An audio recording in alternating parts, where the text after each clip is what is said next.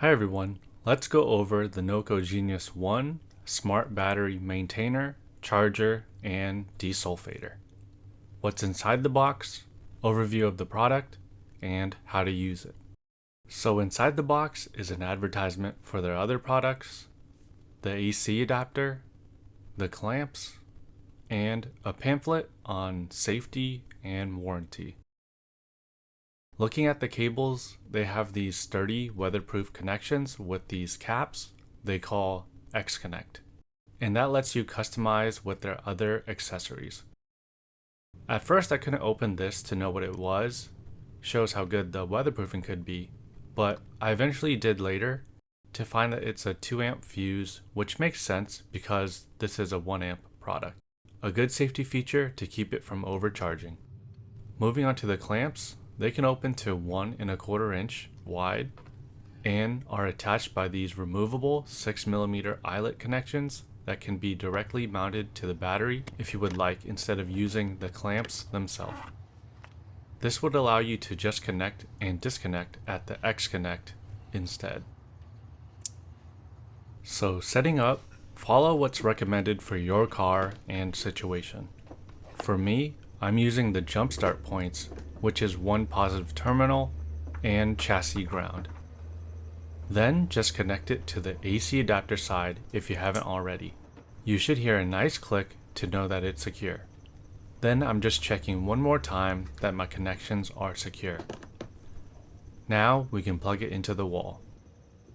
So I had previously plugged this in before, and something nice is that it has memory to know what the last setting it was set at. So you don't need to cycle through the modes every time you plug it in.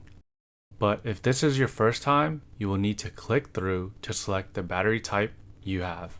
The first one, 12 volt wet cell, gel, enhanced flood, maintenance free, and calcium batteries. Then AGM, lithium, or 6 volt. Quick pressing the mode button only cycles through the three 12 volt modes and standby. So to get to 6 volts, you will need to hold it down for 3 seconds. And obviously, since mine is a 12 volt, I will get the corresponding error light showing that the battery voltage is too high for the selected mode. The other lights are standby, so it's not really doing anything. This one is a battery error, like a short or it's just a bad battery now. You may need to investigate that further. The last light is reverse polarity. That's if you hooked up the connections in the reverse way. So just flip that. If all the error lights flash, that will mean the operating temperature is too high or low, so it will continue when it's within the limits. If you selected the correct mode and it goes back to standby, you may need to use force mode. To do so, hold down the mode button for 5 to 7 seconds to get all the battery modes to flash. Then you will need to select your mode again, and then it should start charging. The LED will alternate colors and operate in this mode for 5 minutes, then return to normal operation. This is typically the case if your battery's voltage is too low for the Genius to detect. As you can tell, the LED is pulsing red, meaning it is charging but below 75%.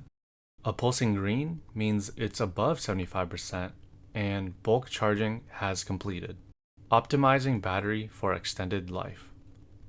Solid green means 100% charged, and an even slower pulsing green means it's in maintenance mode after it's fully charged. So it could be keeping the voltage steady and ready, monitoring, or desulfating the battery for extended life.